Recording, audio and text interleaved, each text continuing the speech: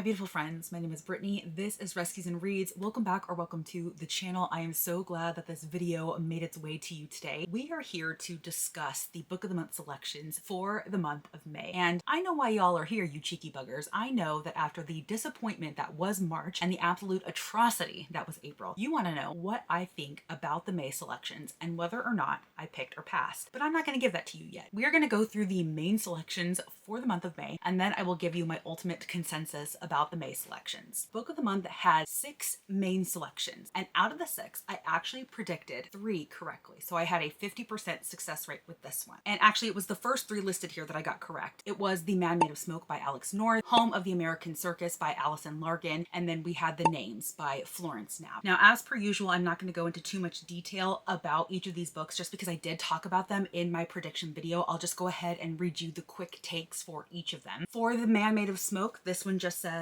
a son follows in his father's footsteps to unmask a serial killer in this eerie, spine-tingling thriller. Now, I did mention in my prediction video that this is not one that was of interest to me because I have tried Alex North in the past. It was just okay. I DNF'd the second one that I tried by him, and so I stuck with that. I did not add this one to my box, but I am not surprised to see it here, and I know a lot of people were really thrilled to go ahead and have this as an option. Home of the American Circus, of course, is a contemporary fiction, and the quick take for this says, after returning to her upstate hometown, a woman faces old lovers and estranged family, but is it too late for change? Now, I read the last release that Book of the Month featured by Allison Larkin. I believe it was called The People We Keep, and I actually remember having a decent time with that one. This is not actually one that I added to my box because even though I was like mildly interested in the synopsis, y'all know that I love me a good family drama. I love books that explore complicated family dynamics. I think they are so incredibly compelling, and in some cases makes me feel better about my own family. Even though I was slightly interested, I wasn't excited about it, right? Like, I knew that if this book came to me, I wasn't going to be jumping at the bit in order to get to it as soon as possible, but I would have needed to get to it as soon as possible per my rules of trying to read everything that comes into me. And so I knew that because it wasn't one that I was going to be excited to read soon, I didn't need to add it to my box. And I feel like it was the same situation with The Names by Florence Knapp. So this again was categorized as a contemporary fiction, and the quick take says, a devastating and spellbinding story about all the paths we don't go down and the alternate futures they present. Once again, this is a family drama. It's a non-linear timeline, marriage issues, and it's apparently a sad book. Again, there are a lot of themes explored here that I absolutely love. I love especially exploring complicated marriage dynamics. I've said this before, but I feel like a marriage is one of the most complicated relationships that you could ever be in, and so books that explore that are especially compelling to me. But this was another one, even though I was really intrigued by the synopsis because I do think it's going to be like a different take somewhat on the sliding doors trope, and I really love the idea of that. I am especially compelled by that. I did not add this to my box because this again was another thing that I knew I would get to it immediately because I have to per my rules of book buying, but I wasn't going to be super in the mood or excited to based on where I am as a reader. I know that my tastes specifically over the last several months to a year have certainly changed, and I am less excited about these more character-driven family drama type stories, but as soon as I hear more about this story, I will likely be more willing to pick it up in the future. But again, this isn't one that I added to my box. All right, now moving on into the other 3. Now these are the 3 that I didn't put in my predictions, and actually none of these were on my radar. These were all May releases, but they weren't on my radar for the month of May, so these were a surprise to me. So the first book that we have is a literary fiction called The Bombshell by Darrow Farr. This is considered an early release because it's not coming out until the end of May, so you are getting almost a full month of preview with this book before it actually comes out. This says, Corsica, 1993. As a sun-drenched Mediterranean summer heads into full swing, beautiful and brash 17-year-old Séverine Guimard is counting down the days until graduation, dreaming of stardom while smoking cigarettes and seducing boys in her class to pass the time. The pampered French-American daughter of a politician, Séverine knows she's destined for bigger things. That is, until one night, Séverine is snatched off her bike by a militant trio fighting for Corsican independence and held for a large ransom. When the men fumble negotiating her release, the 4 become unlikely housemates deep in the island's remote interior. Eager to gain the upper hand, Séverine sets out to charm her captives, and soon the handsome intellectual leader, Bruno, the gentle university student, Titu, and even the gruff, unflappable Petru grow to enjoy the company of their headstrong hostage. As Séverine is exposed to the group's political philosophy, the ideas of Marx and Fanon begin to take root. With her flair for the spotlight and newfound beliefs, Séverine becomes the face of a radical movement for a global TV audience. What follows is a summer of passion and terror careening toward an inevitable explosive conclusion as Séverine steps into the biggest role of her life. So that definitely is intriguing. That is certainly different. Y'all know that I'm very selective with regard to the literary fiction that I choose. It has to be something that I find incredibly intriguing in order for me to take a leap of faith and add it to my box, because literary fiction and I don't tend to get along. This synopsis, while I do find it intriguing just because I find it pretty unique overall, the subject matter and stuff like that wasn't necessarily enough to compel me to pick this up. So it wasn't one that I added to my box. All right, and then this next one was actually quite a pleasant surprise. It's actually one that I have seen going around quite a bit. It is a fantasy novel called Silver Elite by Danny Francis. This says, the world is divided. On the continent, you're either a prime immune to the biotoxin that nearly wiped out the Earth's population 150 years ago, or a modified, one who was enhanced by the toxin, developing powerful psychic gifts. As conflict rages between the two sides, Ren Darlington lives in hiding, occasionally running the odd op for the rebel uprising against the Prime's oppressive rule. She must keep a low profile. After all, if the enemy finds out that she is a mod with a staggering 4 psychic abilities, she won't just be sent to the labor camps. She'll be executed immediately and without trial. When a careless mistake puts Ren in the crosshairs of the continent's military, she is taken captive and forced to join their most elite silver bloc. Unwittingly, they've handed her the perfect opportunity for the uprising to strike a devastating blow from inside their ranks. That is, if she can keep her powers hidden, survive training, and prove herself to Cross Redden, her maddeningly cocky commanding officer. Despite the explosive chemistry between them, Cross doesn't trust her, even as he seems determined to destroy the remaining shreds of Ren's self-control. Yet as the war between primes and mods escalates, and as Ren and Cross find themselves unable to stay away from each other, they must decide how far they're willing to go for their secrets and how much of the continent is worth saving. So I guess in a lot of ways, this is definitely more on the dystopian side, and I'm not gonna lie, I am incredibly into the synopsis of this. So this is absolutely on my radar. It is certainly on my TBR, but I didn't add it to my box. And the reason is because even though Book of the Month decided to do like the fancy sprayed edges, they're definitely getting into the special edition game, and I know a lot of people are going to love that. I don't like my fantasies or sci-fis and things like that to be in this edition because they're not gonna match my fantasy sci-fi shelf. And also, I have it on good authority that this could potentially be a special edition that is featured in like a fairy loot box upcoming. I could be wrong, but that has kind of been an inkling that I've been getting. But regardless of whether or not this comes out in an additional special edition, I will be snagging it in like its normal edition just so it fits in with my fantasy sci-fi shelf. I'm actually very pleased to see this here. I know a lot of people were excited to see those sprayed edges, and so I'm glad that they were able to snag this copy. All right, and then the very final main selection was actually a memoir called Alive Day by Carrie Fugit. This says, Carrie Fugit is living out of her car in a Kmart parking lot when her boyfriend Cleve suggests maybe we could get married or something. Carrie says yes out of love, but also out of convenience. As a 20-year-old high school dropout who ran away from her family and recently lost her job, Carrie has nowhere else to turn. Just months after they elope, Cleve's Marine unit is deployed to Iraq. Then Carrie gets the call. Cleve's Humvee has been hit by an IED and he's suffered severe injuries. Carrie rushes to Walter Reed where she's told it's a miracle that her husband has survived. Happy Alive Day, man, a fellow vet says to Cleve, explaining that the date will always be marked as the day he was given a second chance at life. Newlyweds barely out of their teens, Carrie and Cleve are thrust into utterly foreign roles. Carrie tries to adapt to her job as a caregiver, navigating the labyrinthine system of Veterans Affairs, hospital bureaucracy, and doctors who do little more than shrug when she raises concerns about Cleve's dependency on painkillers. It is clear that Cleve is using opiates to dull a pain that is more than physical. She catches his first overdose, but what if she can't save him a second time? Will she still be able to save herself? So that definitely sounds like it's going to be a very impactful and hard-hitting type of memoir. I know that a lot of people are likely going to be able to relate to the subject matter that is within this story, especially those who are married to veterans who may have been injured, who may be suffering from PTSD, who may be using drugs or alcohol to cope with their mental illnesses. And that is just such a sad, unfortunate state of affairs currently in the United States. And it's absolutely heartbreaking. So I know that this is going to be a memoir that touches a lot of people. I personally just know that I'm not a nonfiction memoir person. It has to be something that I'm very, very interested in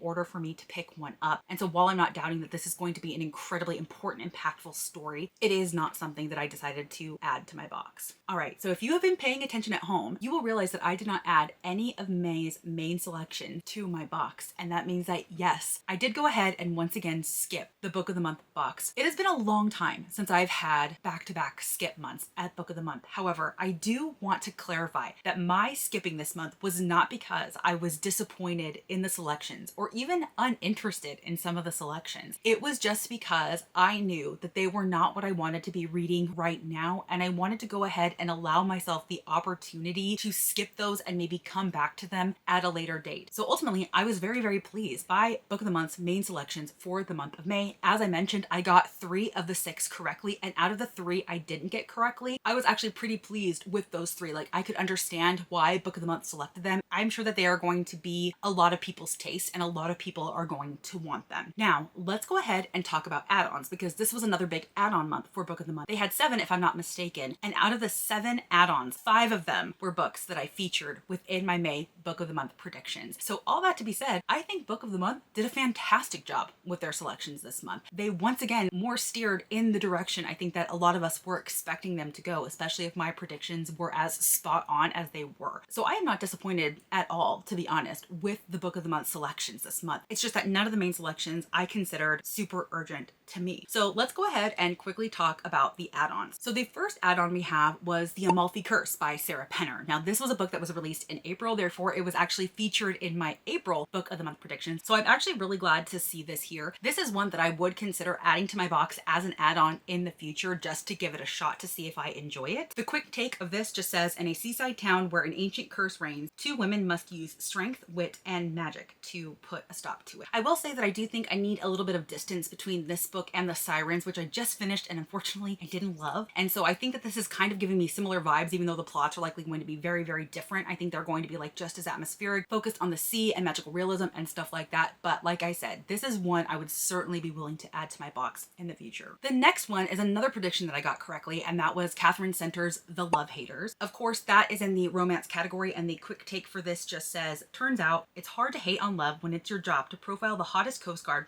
on this side of the Atlantic. And this is actually a pretty early release because it doesn't come out until May 20th. So again, you were having several weeks in advance to read and enjoy this book before everyone else. Yet another prediction I got correct was the magical realism called Aftertaste by Daria Lavelle. This one says, bon appetit. Take a bite out of this poignant, multi-flavored tale about a man who can serve meals to ghosts. This again is considered an early release because it doesn't come out until May 20th. This is one that has been getting a lot of hype, a lot of buzz. I know people are really, really interested in this one. And so I am certainly going to be looking out for the reviews on that one. All right, and then next we have another memoir. It's a book called I Regret Almost Everything by Keith McNally, a memoir by the legendary proprietor of Balthazar Pastis, Minetta Tavern, and Morandi, taking us from his gritty London childhood to his serendipitous arrival in New York, where he founded the era-defining establishments Odeon, Café Luxembourg, and Nell's. Eloquent and opinionated, Keith McNally writes about his stint as a child actor, his travels along the hippie trail, his wives and children, his devastating stroke, and his Instagram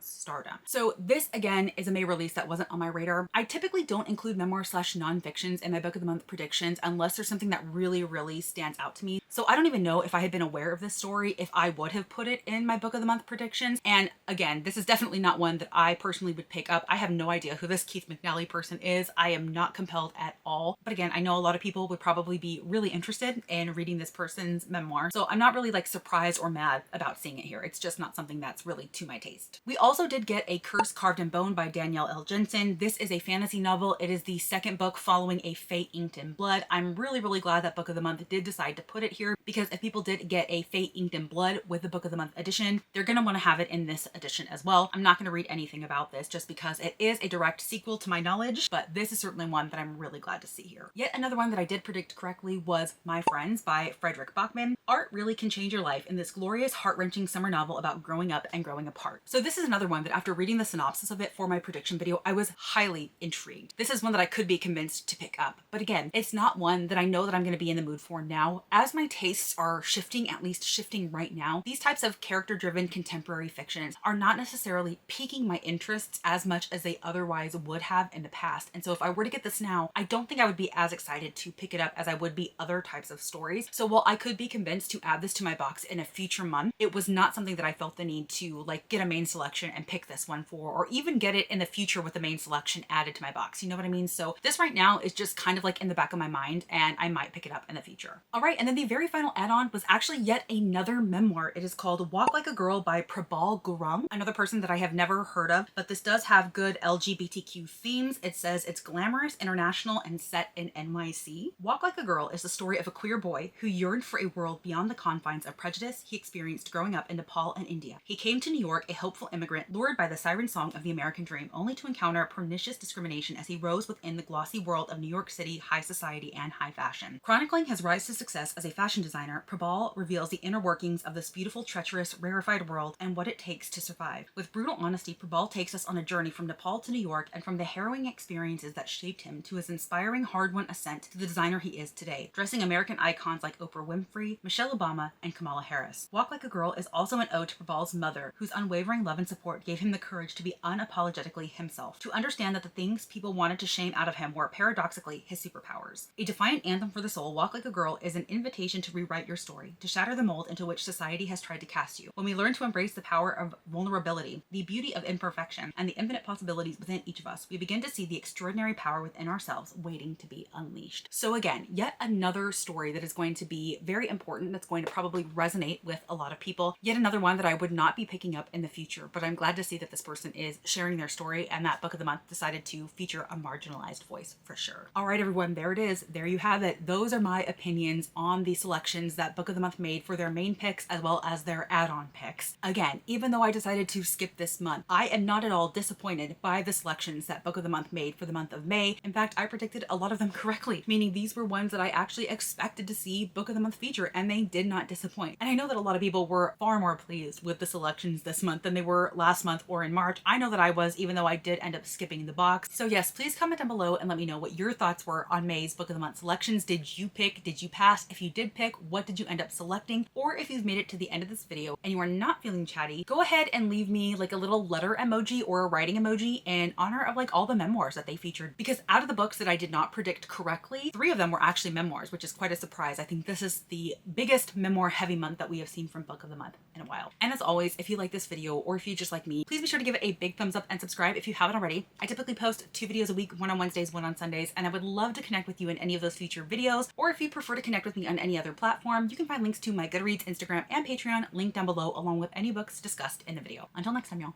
Bye.